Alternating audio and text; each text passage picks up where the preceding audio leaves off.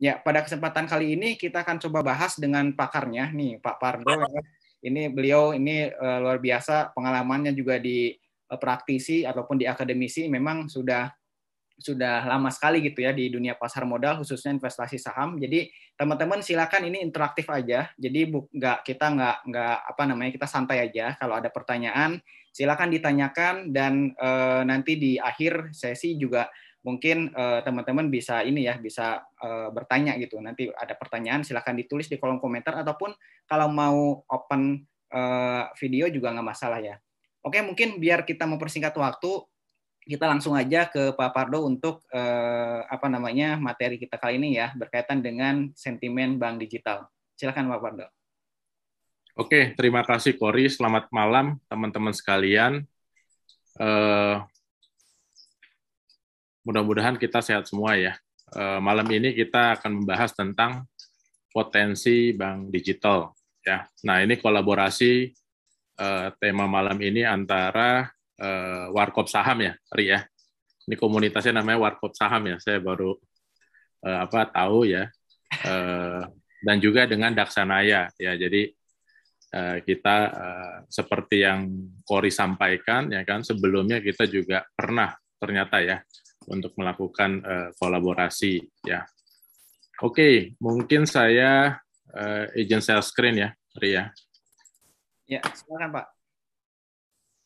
Oke, ini ada materi teman-teman ya, kita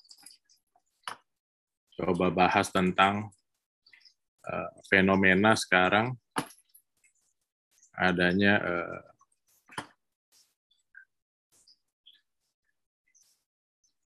Oke, sorry ini kayaknya ada hang sedikit.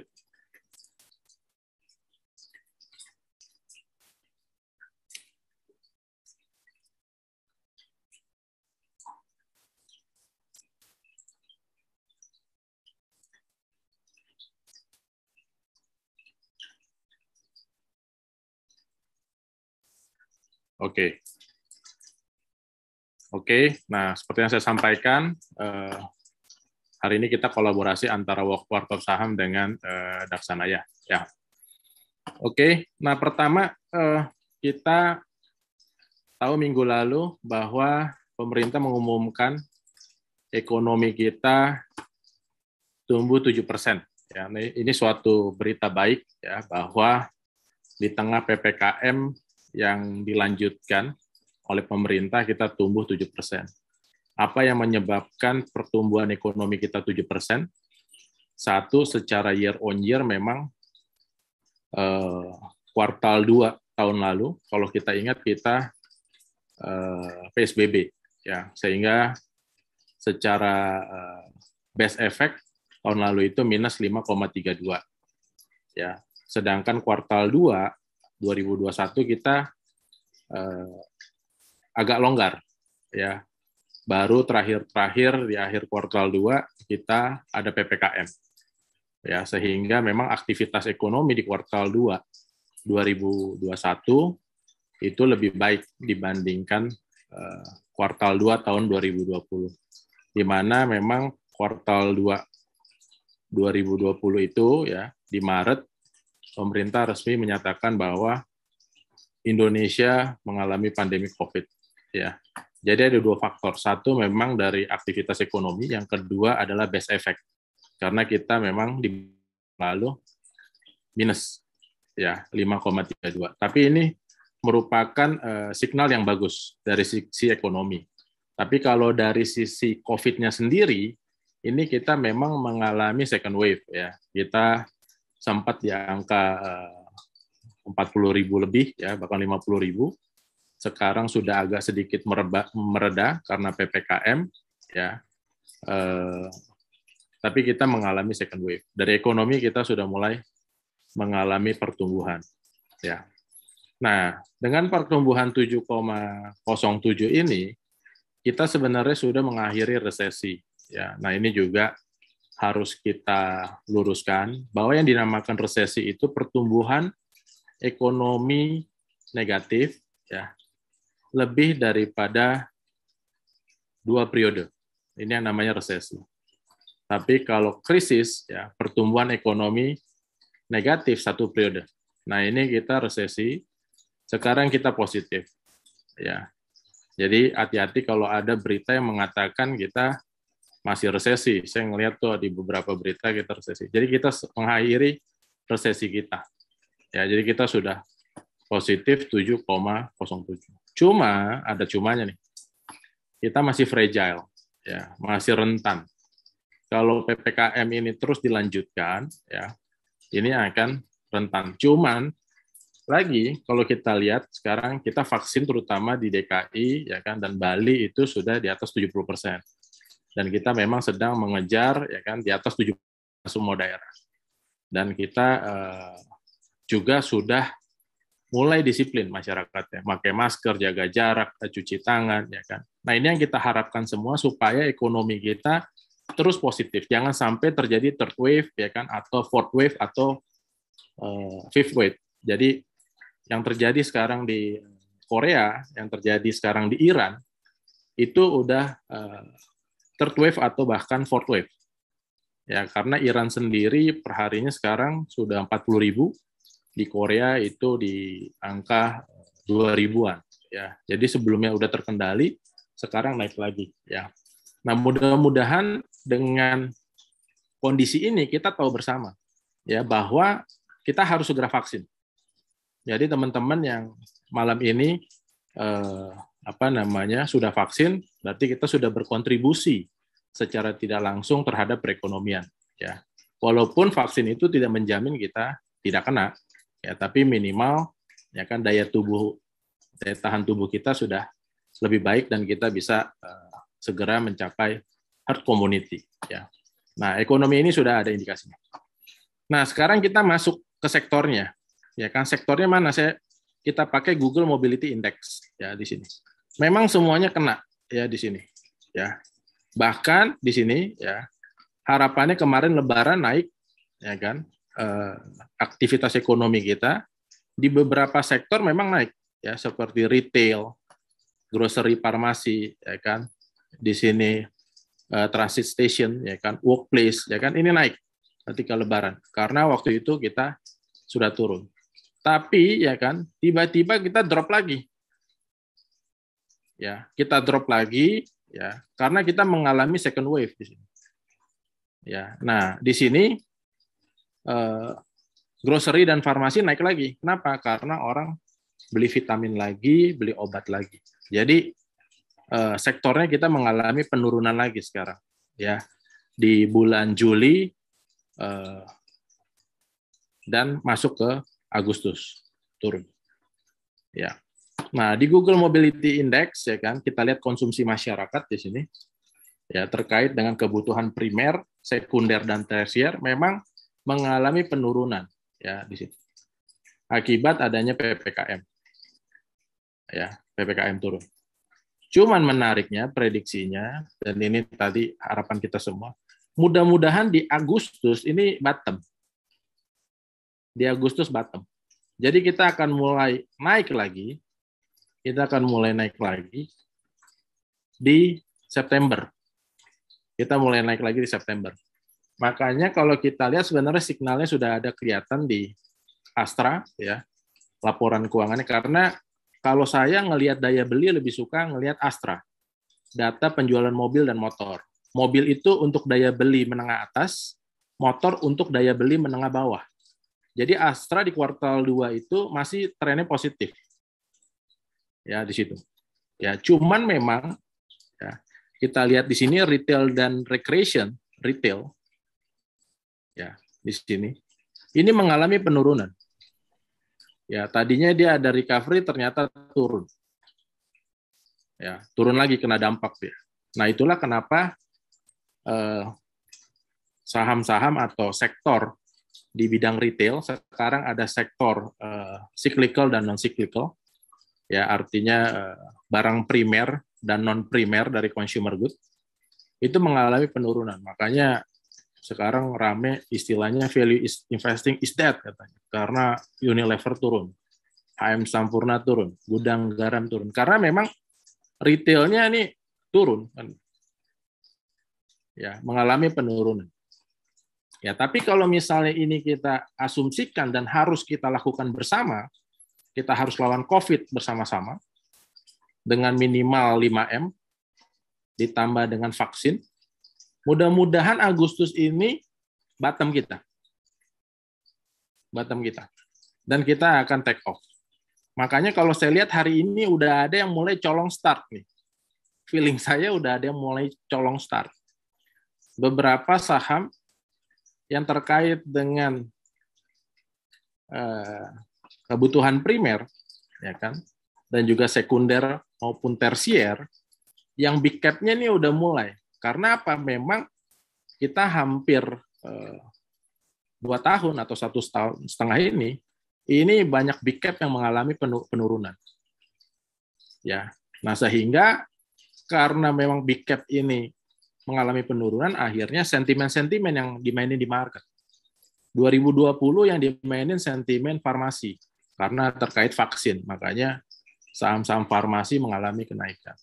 Nah sekarang masuk ke financial sector, bank digital, karena dengan new normal, ya kan, ekonomi kita akan masuk ke digital, finansial digital. Dan dimainkan adalah bank digital, ya, yang kita bahas malam ini. Nah, jadi ini konsep ekonominya dulu kita paham, supaya kita bisa tahu ke depannya itu ekonomi, karena semua orang sekarang udah di level psikologi bottom, bahkan udah hampir mungkin ada yang menyerah, ya udahlah, udah stres dan lain-lain. Ternyata ini udah mulai ada tanda-tanda recovery, ya, udah ada tanda-tanda recovery. Ya, kalau kita lihat beberapa laporan keuangan yang keluar minggu ini dan minggu lalu, itu kuartal 2-nya menunjukkan perbaikan. Ya, jadi artinya kadang-kadang di technical juga mengatakan, ya, di Fibonacci salah satu. Saya sebenarnya fundamentalis, ya, tapi saya juga melihat referensi technical. Nah, Fibonacci itu memakai aspek psikologis, di mana katanya pada level tertentu, ya, ketahanan psikologis manusia itu pada titik bottom-nya, sehingga di situ dia melakukan cut loss. Dia udah nggak kuat lagi. Nah, padahal di situ adalah bottom-nya. Nah, mudah-mudahan, ya kan, di tengah juga bulan kemerdekaan kita, ini menjadi bottom-nya.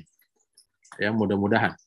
Tapi ini juga tergantung dari masyarakat. Tapi kalau kita lihat PPKM-nya udah ada yang level 3, ya, mudah-mudahan nanti next berikutnya udah ada yang level 2 dan level 1, ekonomi kita akan segera menggeliat. Kenapa menggeliat? Karena orang udah menahan spending-nya selama 1,5 tahun spending-nya. Ya, menahan 1,5 tahun spending-nya, jadi ketika ada optimisme, dia akan melakukan spending. Ya, dan ekonomi kita akan segera recovery. Nah, sekarang kita masuk ke financial sector. Kredit sebagai indikator keuangan. Nah, bagaimana? Ternyata, ya, secara total, ya kan, kita juga menunjukkan nih positif pertumbuhannya. Sudah 0,59. 0,59 pertumbuhan. Ya. Nah, di sini yang merah, ini BPD. Jadi BPD nggak pernah dia mengalami negatif. Jadi BPD itu selalu menyalurkan kredit. BUMN sudah 5,37.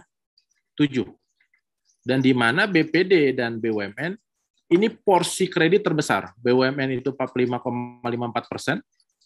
Ya. Di sini 42,43 ini adalah swasta. Ya, dan BPD adalah 8,94.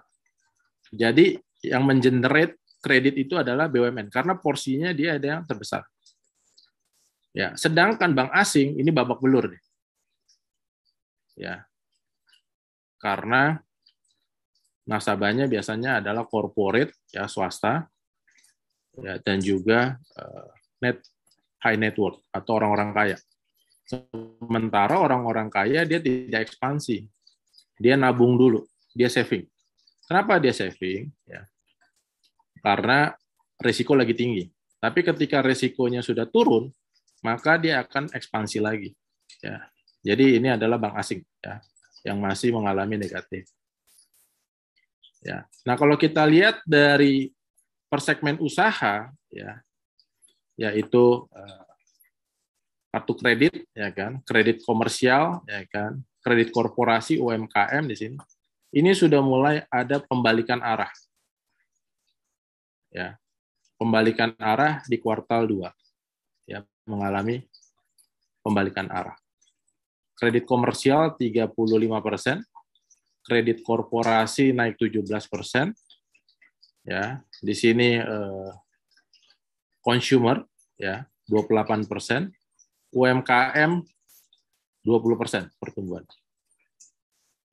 Ya, jadi di kuartal 2 2021 ini mengalami pertumbuhan.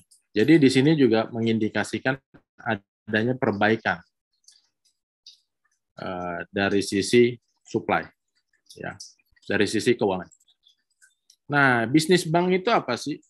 Bisnis bank itu kalau dilihat dari usahanya ada retail dan komersial. Jadi jasa atau ya, apa yang dilakukan oleh retail bank ya, itu adalah dia punya tabungan, ya, dia memberikan loan, credit card, mortgage, ya, ini kredit consumer, KPR, wealth management services. Sedangkan komersial bank sebenarnya kurang lebih sama, ada bank account juga, ya, tapi lebih ke bisnis, ya, komersial loan, ya, sama sebenarnya ada mortgage-nya juga atau KPR-nya, ada KPM-nya juga, dia ada capital market services seperti sebagai custody jasanya, ya kan, sebagai penyimpanan, ya, tapi kalau retail dia nggak punya custody. Ya, kalau komersial dia punya jasa custody. Ya, private wealth management dia punya high net worth, ya kan, ataupun dia punya prioritas, ya kan, untuk family business, ya, maupun corporate, ya. Nah, selanjutnya bisnis model atau yang dilakukan bank digital itu masuknya di mana? Ya, masuknya di mana? Bank digital itu masuk ke retail banking. Ya, bisnis modelnya gimana? Bisnis modelnya kalau kita pakai punyanya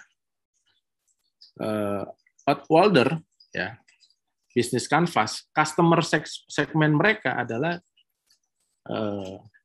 milenial, Gen Z. Ya, jadi dia di sini. Ya kan, yang lahir tahun 80-an, ya, lahir tahun 90-an, bahkan post Gen Z, ya, yang umurnya sekarang masih 7-8 tahun. Karena kenapa itu? Karena mereka sudah digital. Mereka lahir itu udah gadget. Ya kan, makanya mungkin anak kita, ya kan, ataupun keponakan kita itu nggak bisa lepas dari gadget. Nggak bisa lepas dari laptopnya misalnya. Ya nggak apa-apa juga sih, karena di situ dia paham tentang digital.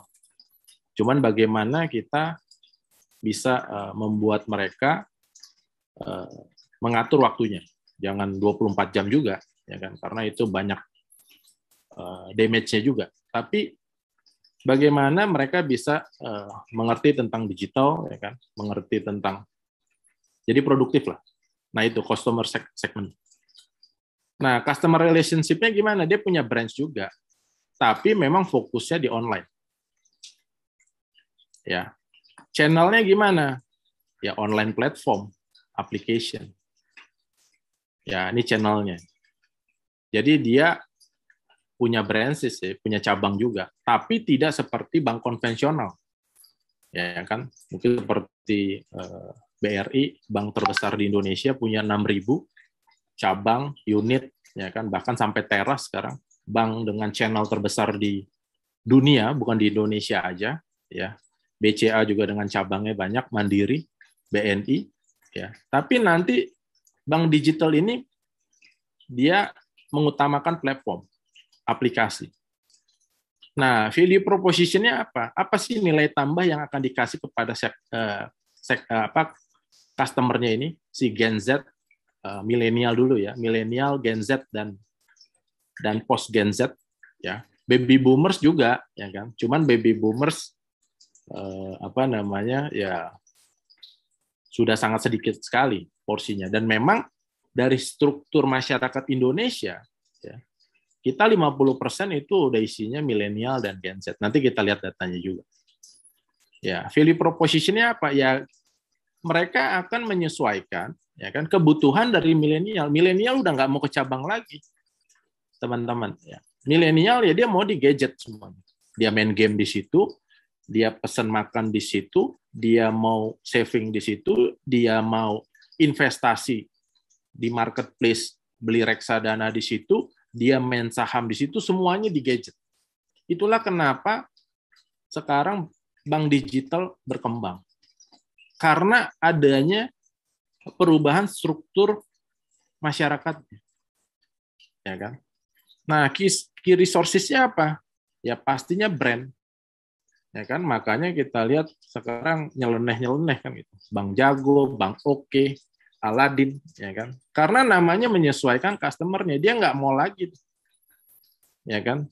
Segmen baby boomers namanya yang harus punya filosofi apa dan lain sebagainya, ya punya filosofi juga, ya kan, Bank Jago, ya kan gitu, ya. Tapi ya itu yang mudah atau masuk ke Gen Z atau milenial. Key resources-nya apa? Digital platform-nya dia harus kuat, sehingga memang investasi di digital atau teknologi ini besar. Ya, besar sekali. Ini key resources-nya. Ya kan? Nah, untuk mengisi digital platform-nya ini apa? Key activities-nya. Dia punya inovasi di bidang teknologi. Jadi semuanya harus ada dalam platformnya si bank ini. Sehingga dia bisa melakukan secara organik, dia bisa melakukan anorganik dengan merger akuisisi. Sehingga dia mengakuisisi atau merge, ya kan? Dia kolaborasi atau partnership bahkan bisa dilakukan dengan platform-platform yang bisa mengisi digital platformnya. Makanya kalau kita lihat 2 hari ini kemarin sama sekarang, salah satu presidir bank konvensional terbesar di Indonesia mengatakan digital bank di Indonesia paling bertahan cuma 3 katanya. Dia sampai nyebutin 3. Kenapa? Kalau kita lihat dari kanvas bisnis modelnya, artinya apa? Dia harus memiliki modal yang gede sekali. Jadi mesti pendanaan di belakangnya harus gede sekali. Itu cara kita memilih bank digital yang mempunyai prospek sesuai judul hari ini. Jadi dia harus mempunyai modal untuk melakukan inovasi teknologi. Dia harus mampu melakukan merger akuisisi kalau dia rasa organiknya kan motif merger akuisisi adalah salah satunya adalah mempercepat, ya kan, mempercepat masuk ke pasar. Ya kalau dia organiknya lama, ya kan, mendingan dia merger akuisisi aja yang sudah ada. Kalau dia nggak mau diakuisisi atau di merge, ya partnership, ya kan. Nah, key partnernya siapa? Ya big bank juga, yang konvensional, local credit union, fintech, ya kan. Nah ini bisnis modelnya dari digital. Ya, revenue streamnya apa? Net interest margin sama dengan bank juga, ya, net interest margin. Retail, komersial, capital market, ya. Nah ini juga sama dengan bank konvensional juga, cuman melalui apa? Melalui digital. Nah biayanya apa? Ya kan, kanvas kan ada 9 ya. Yang terakhir cost structure-nya, branches kalau dia masih punya perlu cabang. Kalau enggak ya platformnya ya kan, teknologinya harus kuat ya di sini. Operation-nya perlu juga staff, developers ya kan, terkait juga peraturan atau legal. Ya. Nah, kenapa digital? Ya kan? Karena dari 270 juta penduduk Indonesia, 200 atau sensus tahun 2020, ini milenial dan Gen Z-nya ya kan 52%. Ditambah post Gen Z yang umurnya sekarang 7 tahun. Sekarang berarti ya 89 tahun. Ya, berarti 62% masyarakat kita ini sekarang diisi oleh milenial, Gen Z dan post Gen Z yang udah melek digital, yang udah pakai smartphone. Jadi itulah kenapa bank digital itu masuk ke Indonesia, karena masyarakat kita strukturnya udah ini. Gen X-nya gimana? 21,88. Baby boomers-nya gimana? 11,56. Pre-boomers-nya gimana? Yang sekarang umurnya 75 tahun, yang nggak bisa. Ini bukan marketnya digital lagi. Karena umurnya udah 75 tahun. Ya kan, kalau baby boomers ya kan, atau Gen Z masih nih, baby boomers ya dia ngelihat Facebook lah kan gitu ya. Nyari-nyari temennya dulu SD ya kan, dicek namanya masih ada gak? Habis itu di-invite ya kan, dibikin grup ya kan, ya cerita-cerita lah ya, karena mereka memasuki pensiun nih, umurnya 56 sampai 74 tahun. Ya, jadi mengisi masa tuanya dengan menggunakan digital juga. Ya, tapi biasanya udah itu. Tapi kalau udah yang canggih-canggih pusing deh. Suruh anaknya males ya kan, akhirnya cucunya, karena cucunya masuk ke kelompok ini. Ya kan, tolong dong nenek mau pesen tunjang kan gitu. Ternyata si nenek masih suka masakan Padang misalnya. Ya kan. Pesenin dong.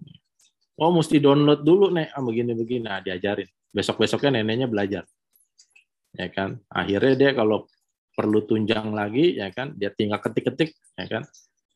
Salah ketik ya kan, gado-gado yang datang ya kan gitu. Ya itu. Nah, ini baby boomers ya.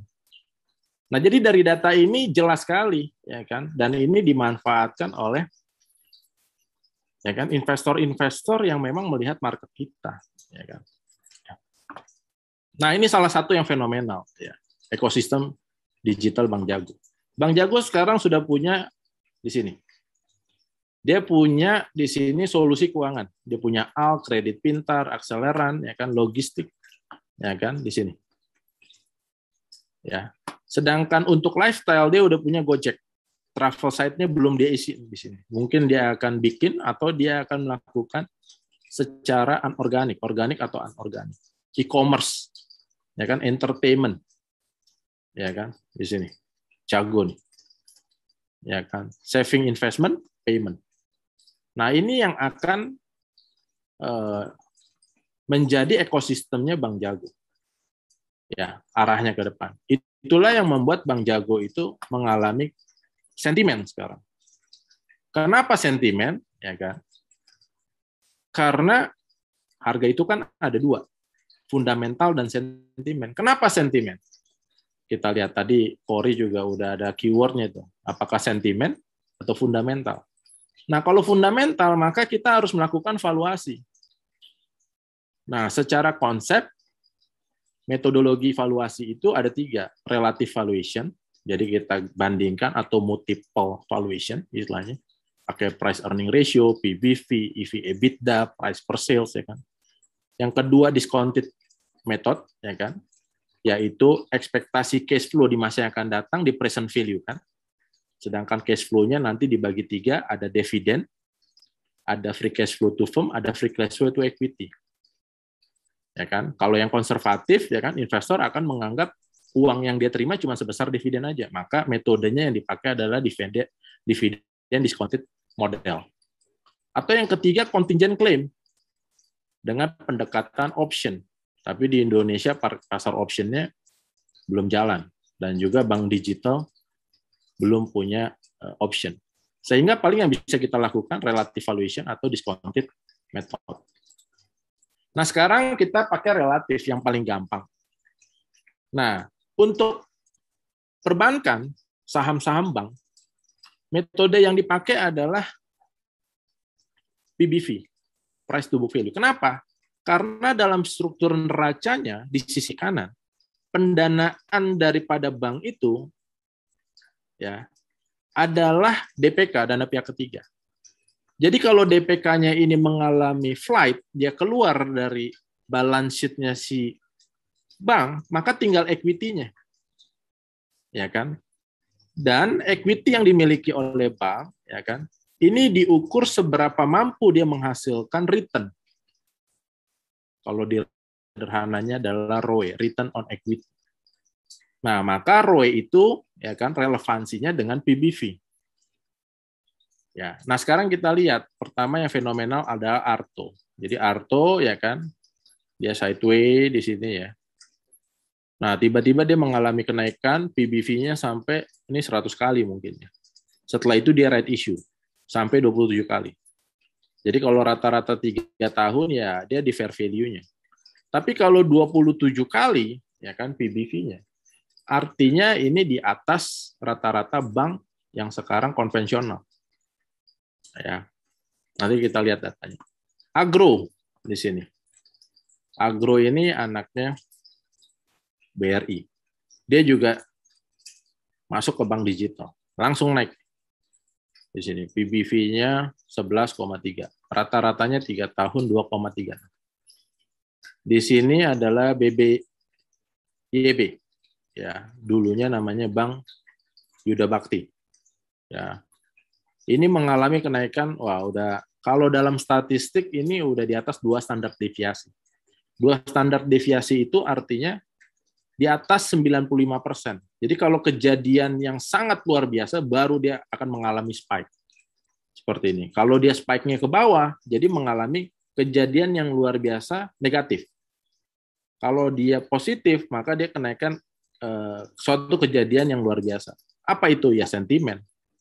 Sekarang. Karena dalam statistik, fair value itu bisa dihitung dengan rata-rata.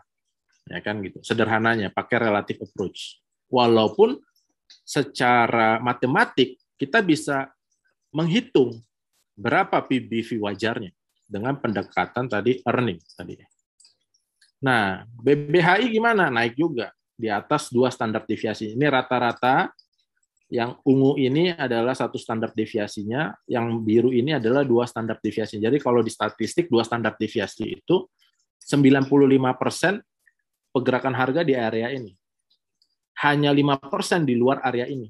Berarti kalau 5% dibagi 2, 2,5% ke atas, 2,5% ke bawah. Jadi artinya kalau ke atas bisa nyampe terjadi ini, dalam seumur hidupnya si bank ini hanya punya potensi atau probabilitas mengalami kejadian 2,5%.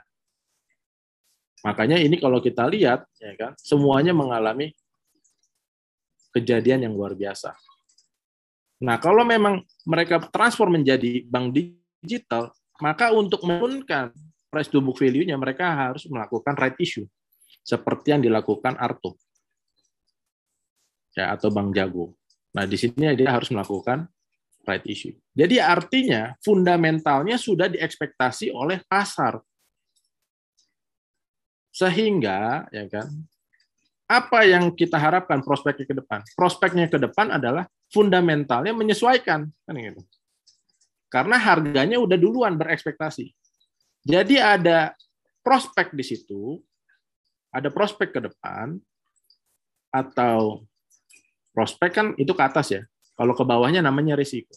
Ada prospek atau risiko ke depannya kalau kinerjanya tidak sesuai dengan ekspektasi pelaku pasar.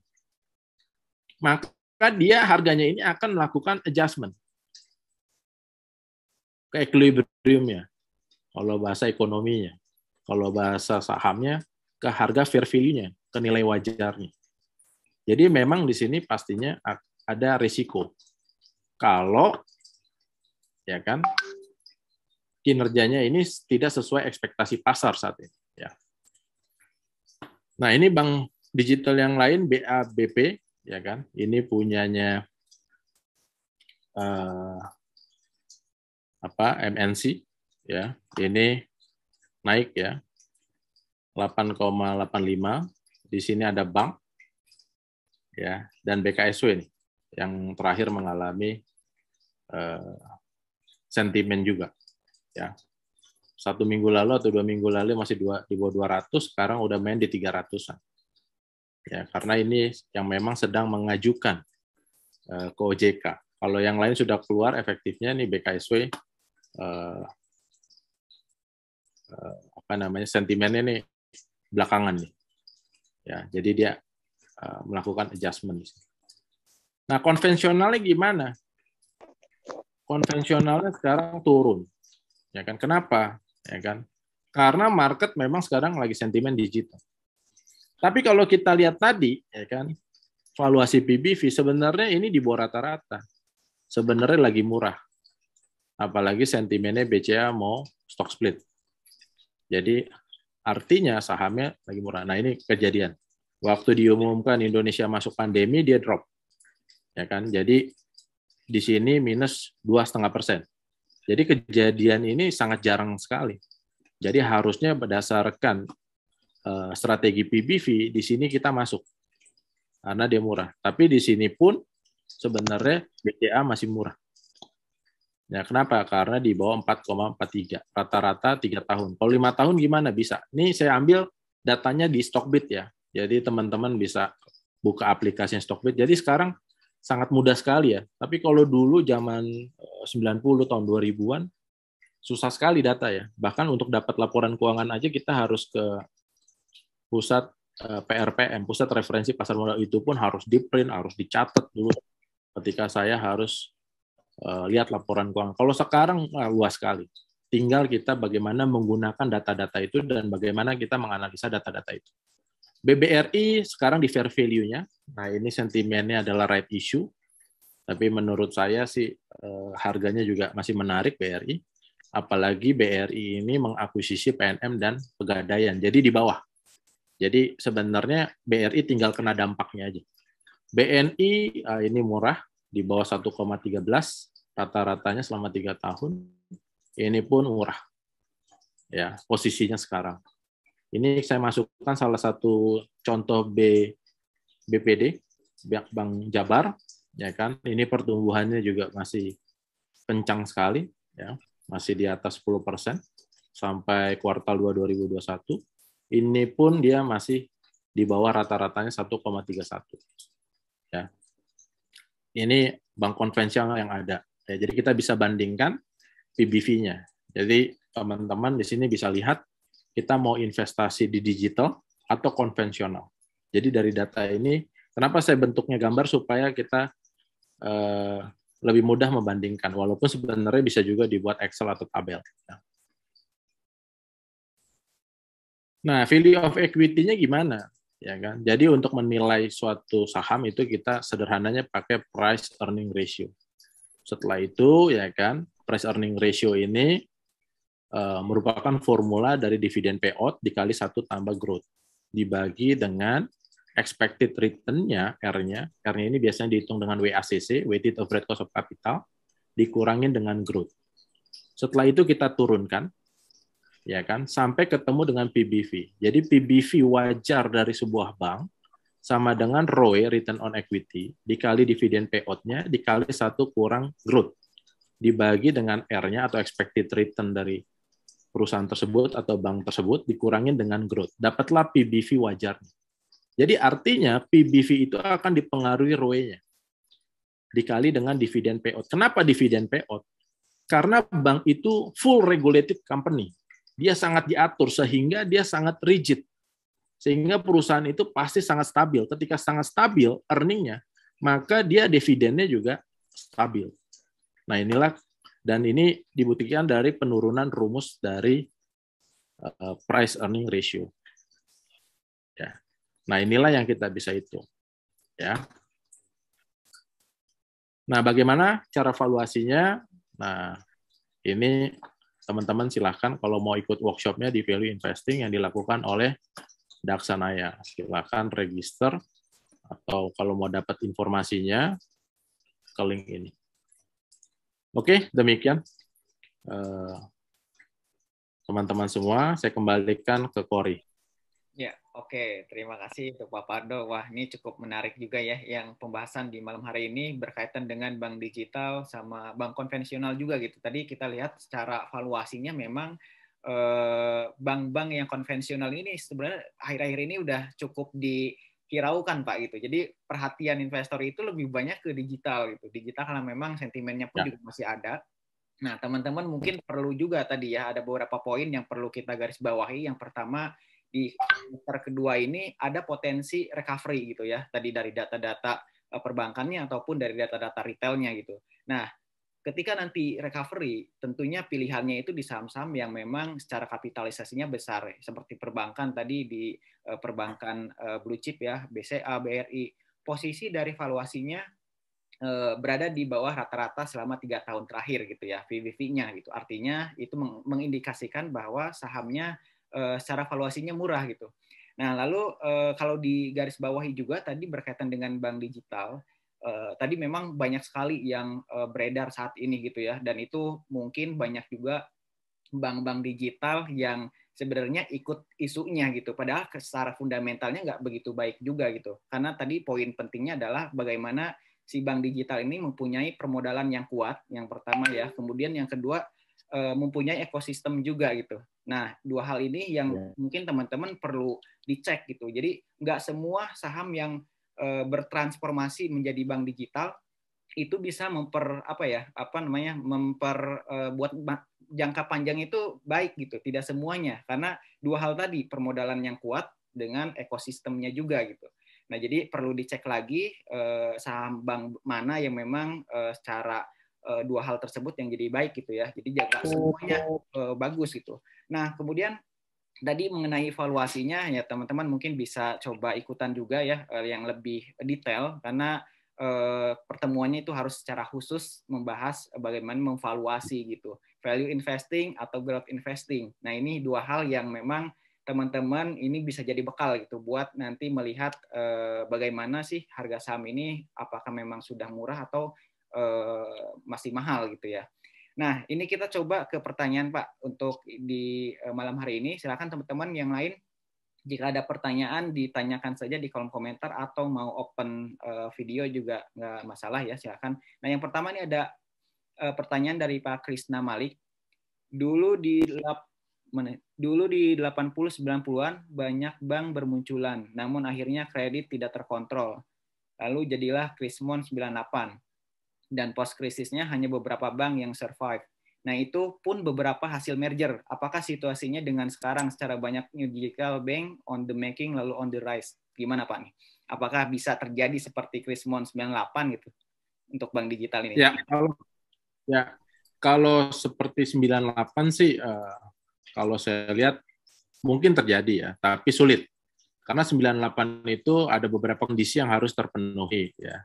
Saya rasa di sini banyak aktivis tahun 98 juga ya. Jadi pastinya dari sisi politik ya kan kita harus terkonsentrasi. Waktu itu partai politik kita ada 3 doang. Ya kan sekarang kan kita banyak sekali ya. Jadi kalau dari konsep investasi sudah terdiversifikasi dengan baik. Yang kedua ya kan posisi utang kita waktu itu di atas 100%, bahkan di atas 150%.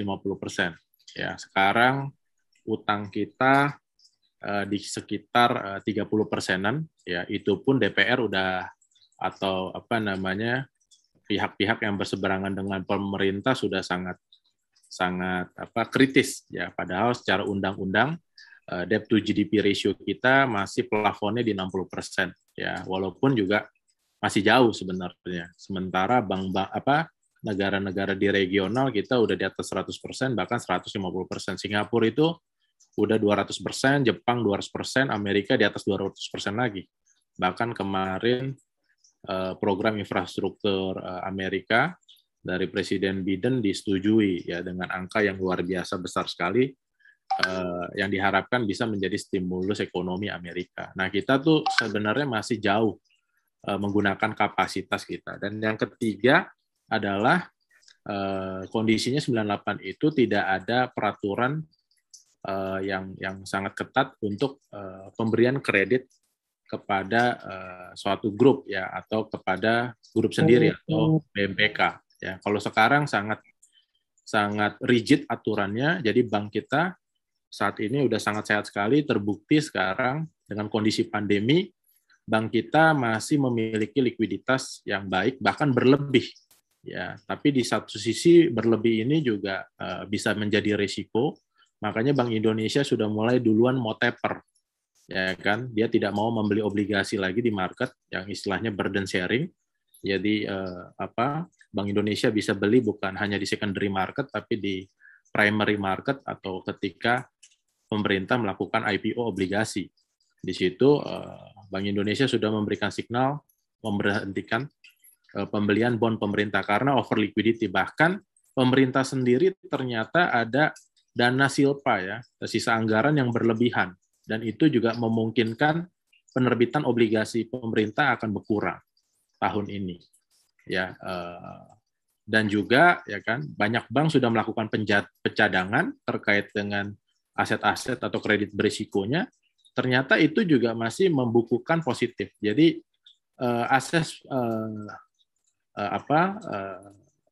pemantauan terhadap makroekonomi ya kan, mikro prudensial dan makro prudensial itu sudah dijalankan oleh Bank Indonesia saat ini, dan ini terbukti bahwa Bank di Indonesia relatif stabil ya. Itu membuktikan bahwa dengan kita resesi ya lebih dari 2 periode, kita masih bertahan banknya, bahkan kelebihan DPK nih ya kan, tadi likuiditas kita kebanyakan. Bahkan bank sekarang jadi trader di bond market karena kredit nggak bisa disalurkan. Itulah yang membuat kita juga harus hati-hati bahwa bond market kita bisa over value, dan juga saham dampaknya. Makanya kita FICOF ketika drop di 2020 kemarin, kita langsung naik ya kan. IHSG kita 6.100 ya hari ini ya. Sebenarnya tuh all time high-nya kita cuma 10% kalau di 6.700 ya kan. Jadi kalau memang PPKM-nya nanti bisa diturunkan, ya kita konservatif akhir bulan ini diturunkan lah. Kalau minggu depan lebih cepat ya kita mungkin akan lebih recovery-nya lebih cepat lagi.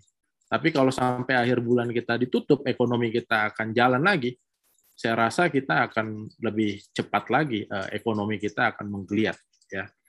Jadi tadi pertanyaannya apakah memungkinkan? Mungkin aja, tapi kayaknya sulit karena faktor-faktor atau kondisi yang membuat kita seperti 98 itu sulit, dan kita bisa menyelesaikan itu 98 ya kan dengan baik walaupun kita melakukan bantuan likuiditas ya. Tapi beberapa shock seperti 2005, 2008, 2011 Yunani kalau teman-teman ingat, dan 2021 perbankan kita sangat sehat sekali. Itu karena kita sudah punya 2 lembaga, kalau dulu BI sendirian, kalau sekarang lembaganya pun sangat dijaga oleh Bank Indonesia. Bank Indonesia sekarang pun memonitor penuh, ya, OJK pun sekarang memonitor penuh terkait kredit-kredit konglomerat ya.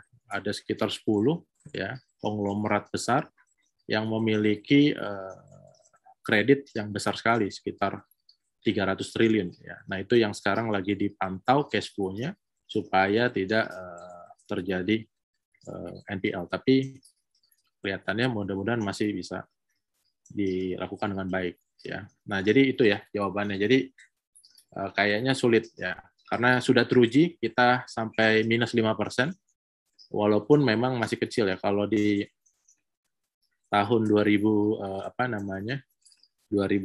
kan kita double digit minusnya. Tapi sebenarnya dengan sistem keuangan kita sudah diuji nih 2021 kita cukup resilient ya.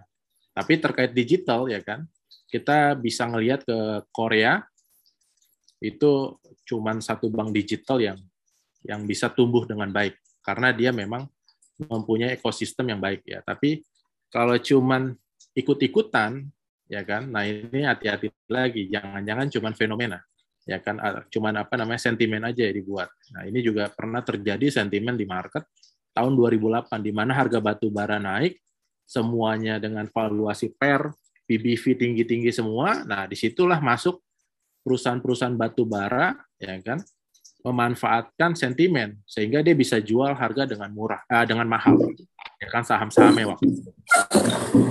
Jangan sampai kita juga kena itu kan gitu ya, di mana ketika digital ini menjadi sentimen, nah kita apapun yang berbau digital kita masuk kan gitu, seperti fenomena 3 hari ini ya kan,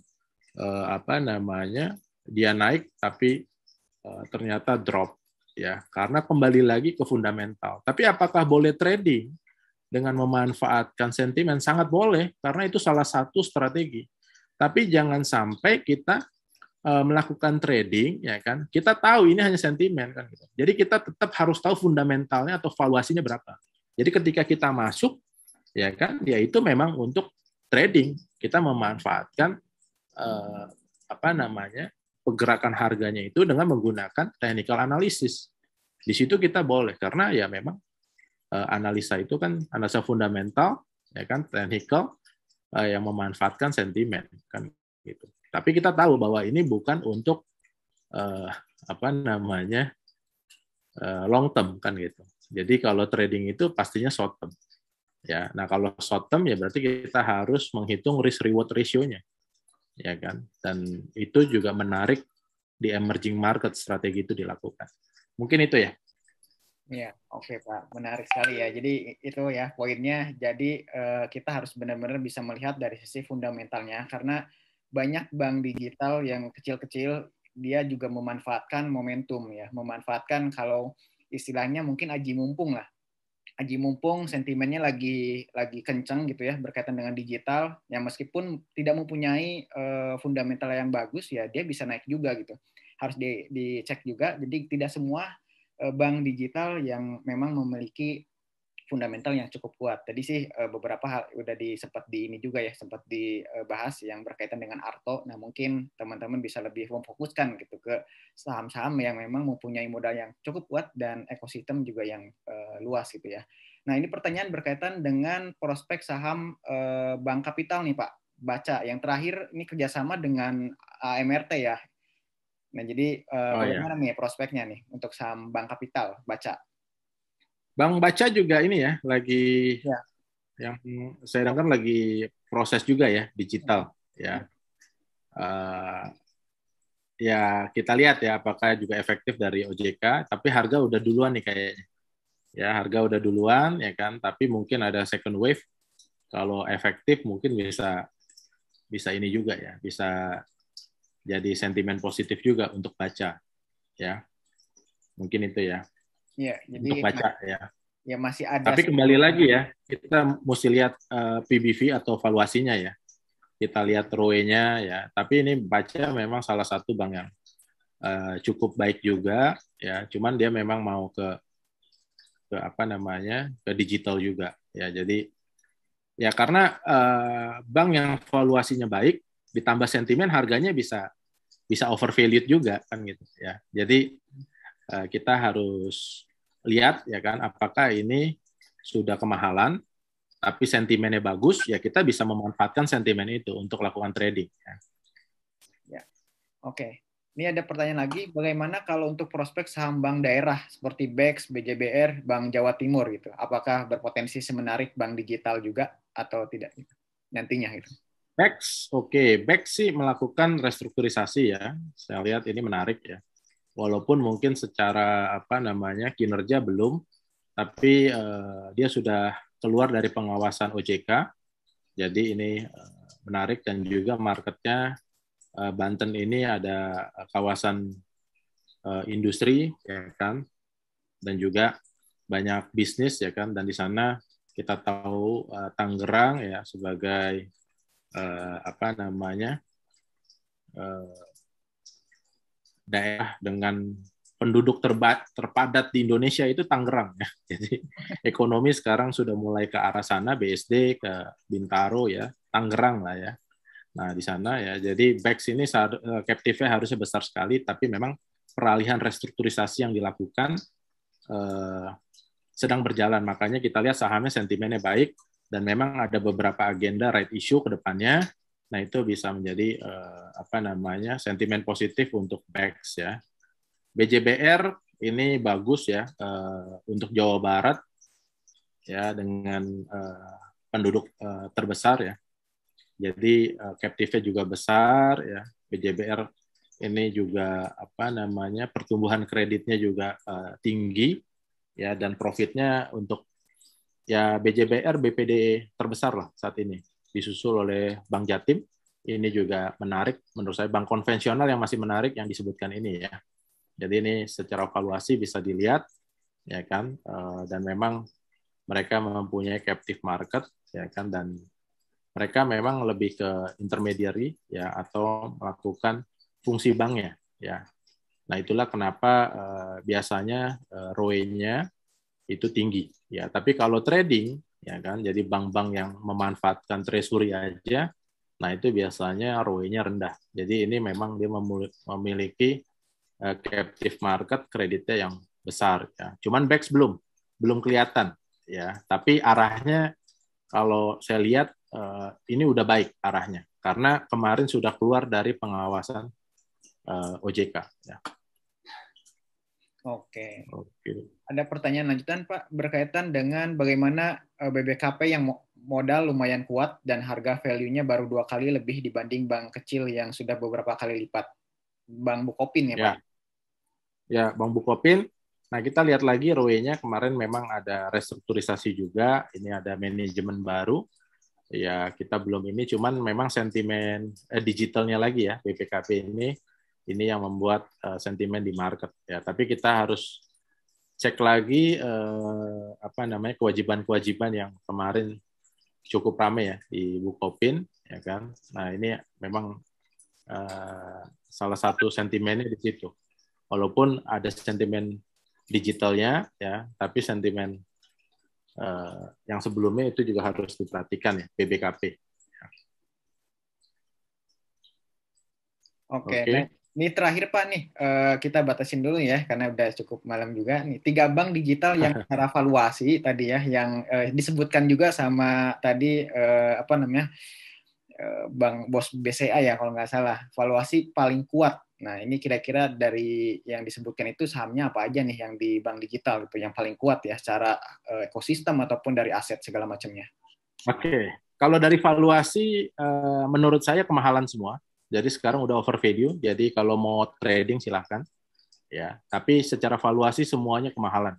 Bank digital ya, bank digital maupun bank yang rencana digital. Rencana itu artinya mereka lagi proses 2JK ya, tapi rencana itu biasanya sudah dituangkan dalam rencana bisnis bank atau RBB. Ya, jadi mereka sudah masukkan ke dalam RBB-nya. Ya, tapi belum keluar efektifnya. Tapi yang sudah keluar itu kan harganya udah naik. Tapi secara valuasi memang kondisi di market sekarang kemahalan. Tapi kalau lihat dari bank digital, ya kan, tadi ya kan, kita harus lihat ekosistemnya. Dia udah punya apa sih? Ya, jadi kalau di handphone tuh nanti kalau dia punya aplikasi kita bisa bayangkan kita mau makan dia punya, kita mau saving dia punya, kita mau beli reksadana atau saham dia punya. Nah, kelengkapan dari platform itu yang harus kita analisis. Tapi kalau dari sekarang belum terbukti, ya kan? Jadi kalau kita mau lihat perusahaan itu kan kita mesti lihat revenue-nya, kita mesti lihat dia bisa menciptakan laba nggak sih? Arto aja masih negatif kan gitu. Jadi kalau ya termasuk yang fenomenal Bukalapak sekarang. Makanya sekarang digeser ada yang namanya metode total sales ya kan, atau menghitung secara ekosistem ya kan, transaksi semuanya ya kan, diambil gross profitnya ya kan, itu yang dianggap sebagai cash flow-nya ya kan. Tapi kan kita nggak bisa melihat itu karena apa? Karena ini kan marketnya beda-beda gitu. Marketnya sudah punyanya si Bukalapak, punyanya Tokopedia, punyanya Gojek ya kan. Jadi nggak bisa dihitung semua ekosistemnya. Jadi lihat pasarnya terus marginnya berapa. Ya kan, nggak mungkin dia kemarin asumsinya 20%. Kalau 20% menurut saya kegedean. Walaupun memang biasanya mereka naikkan. Kalau kita beli nasi uduk 10.000, kalau di di platformnya jadi 12.000 dinaikin. Tapi kan 2.000 itu sebagai promosi mereka. Mereka kembalikan lagi ke kita dalam bentuk diskon. Atau mereka kembalikan lagi ke abang Gojeknya. Abang Gojeknya dikasih tambahan. Sehingga menarik nih bagi kita si pemesan maupun bagi si orang yang melakukan order kan gitu, yang ngambil order kita. Nah, itu yang struktur revenue dan cost-nya yang itu yang harus kita perhatikan. Jadi menurut saya juga walaupun metodenya dibilang sama seperti 2000 2K dulu ya kan, fenomena internet, menghitung Yahoo, menghitung Google pakai klik ya kan, akhirnya kembali ke earning lagi kan. Nah, sekarang juga digeser dengan menggunakan metode gross sales ya kan, dan lain sebagainya. Jadi kita kembali lagi, dan itulah yang kita lihat fenomenanya sekarang mengalami penyesuaian beberapa hari ini terhadap Bukalapak. Kita bisa bahas itu karena sudah TBK ya. Jadi kalau TBK datanya sudah publikasi dan kita bisa membahas itu. Ya, jadi secara valuasi bank digital yang ada menurut saya sekarang sudah kemahalan. Justru yang bank konvensional secara valuasi itu menarik semua karena sekarang under value yang konvensional ya kan. Nah, jadi kalau bank konvensional mungkin strateginya gini aja gampangnya, investasi bank konvensional, bank digital untuk trading mungkin gitu ya. Tapi yang bank konvensional bisa ditradingkan juga kalau kita mau main jangka pendek ya. Karena lagi-lagi di emerging market volatilitasnya itu tinggi, jadi di emerging market kita bisa melakukan trading ya. Ya, oke. Terima Mungkin kasih itu. Pak Pardo. Nah, berkaitan sama valuasi lain sebagainya, mungkin Pak Pardo bisa di-share ulang tadi informasi yang workshopnya biar teman-teman semua bisa coba dicatat, dan kalau ada yang ikutan mungkin bisa ini ya. Nah, tadi ya poinnya mungkin teman-teman bisa coba mulai perhatikan lagi saham-saham bank konvensional gitu, karena secara valuasi sudah cukup murah. Jadi nanti kita coba fokusin, dan bank digital ini bisa digunakan sebagai porsi untuk trading. Jadi jangan terlalu di hold lama ya gitu, karena momentumnya juga sudah mulai nggak terlalu kuat ya seperti yang pas beberapa bulan kemarin gitu.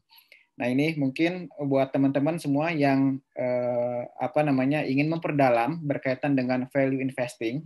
Nah, ini ala Warren Buffett ya. Jadi yang investasi sesungguhnya sebenarnya ya harus belajar ini gitu, value investing gitu. Dan ini ya perlu ada praktek yang memang bisa langsung dipraktekkan gitu. Nah, mungkin saya sedikit cerita. Jadi kalau Pak Pardo ini kan kebetulan dosen saya juga ya di S2 pasar modal nih ya. Jadi biasanya kalau pas belajar itu langsung praktek gitu. Jadi nggak hanya teori gitu. Jadi nanti di Excel-nya juga ada ya, ada Excel-nya, perhitungannya seperti apa, konsepnya kayak gimana. Jadi kita lebih terbayang lagi gitu. Jadi kalau milih saham ya udah langsung coba cari berdasarkan value investing gitu. Nah, jika teman-teman mungkin bersedia, ini ada tanggalnya ya Pak, 16, 17, 23, 24 ya. Nah, ini mungkin bisa Ya, jadi ada 4. Ya, jadi ada 4 sesi. Kenapa? Supaya kita bisa belajarnya nggak sekaligus ya. Jadi Senin Selasa ya. Nah, ini juga ada kalau boleh share ya, Ri ya, terkait dengan kalau teman-teman ingin tahu lebih lanjut ya kan, pengen tahu lebih lanjut terkait informasi ini, bisa ngeklik link yang saya share ini ya. Dan juga kita juga mau dapat feedback dari teman-teman terkait materi yang kita diskusikan malam ini. Ya. Mungkin itu ya, Ri ya. Ya, oke. Ya, silakan teman-teman. Ada 2 ya. Nanti ada kuesioner dari kita di Warkop Saham, sama dari Daksanaya juga. Silakan itu diklik aja. Paling juga nggak lama ya. Jadi teman-teman klik aja untuk diisi buat feedback juga. Dan harapannya nanti kita bisa coba ada pertemuan lagi gitu, karena memang ada visi yang sama antara Warkop Saham dengan Daksanaya ya. Kita coba pengen mengedukasi. Untuk satu hal yang penting adalah edukasi di pasar saham itu. Jadi kalau misalkan kita belajar buy sell itu sebenarnya gampang gitu ya, buy sell aja. Tapi bagaimana kita memahami gitu, nah itu harus dipelajari dulu gitu, harus dipelajari dulu. Dan kalau memang belajar sendiri, ini tentunya banyak hal yang perlu ada diskusi gitu. Jadi nggak bisa kita kalau baca buku aja kita praktek sendiri, itu nggak bisa. Harus ada diskusinya gitu. Harus ada mentornya, harus ada diskusinya gitu. Nah, itu 2 hal. Jadi kenapa di Warkop Saham ini kita sering adakan edukasi gitu ya. Kita sering adakan pelatihan dengan internal kita ya, entah itu saya ataupun Mas Bima, atau dengan eksternal. Karena kita pengen lebih banyak lagi ke teman-teman semua untuk memberikan beberapa hal ya yang perlu dipelajari. Nanti kemudian berikutnya ya terserah masing-masing gitu. Kira-kira cocoknya itu seperti apa. Memang ada yang cocok fundamental, ada yang cocok teknikal juga gitu. Nah, yang harus kita lakukan adalah belajar sebanyak mungkin dan update informasi. Oke, mungkin dari Pak Pardo sebagai penutup ada closing statement-nya Pak, silakan Pak, buat teman-teman semua. Oke, sekali lagi terima kasih Kori dan teman-teman ya dari Warkop Saham. Kita kolaborasi malam ini untuk membahas bank digital, dan juga terima kasih buat teman-teman yang join. Kita bahas malam ini terkait dengan bank digital. Ya, jadi memang saham itu investasi yang paling menarik ya, dan juga profesi di pasar modal itu adalah profesi yang paling menarik dibandingkan profesi apapun. Ya, cuman memang perlu pengetahuan ya sebagai senjata kita ketika masuk ke market. Karena di market itu peluangnya besar sekali ya.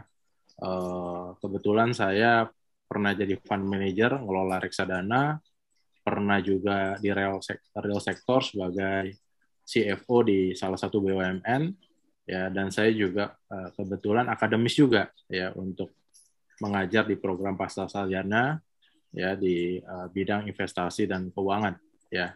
Jadi kalau teman-teman sudah investasi ataupun trading di saham itu udah jalur yang tepat ya, cuman sekali lagi diperlukan diskusi ya kan, seperti yang dilakukan Warkop Saham ini ya kan, dan juga pengetahuan bisa diambil juga selain melalui webinar ya kan, ataupun dari literatur atau referensi yang lainnya. Mungkin itu teman-teman ya. Terima kasih sekali lagi untuk Warkop Saham dan teman-teman semua. Oke, terima kasih untuk Pak Pardo atas waktunya, sudah meluangkan waktu ya buat teman-teman Warkop Saham ya. Nanti jangan lupa dicatat dan diisi ya tadi di kolom komentar. Semoga kita sehat semua tentunya ya, dan jangan lupa vaksin, karena nanti dengan teman-teman vaksin akan mempercepat pemulihan ekonomi.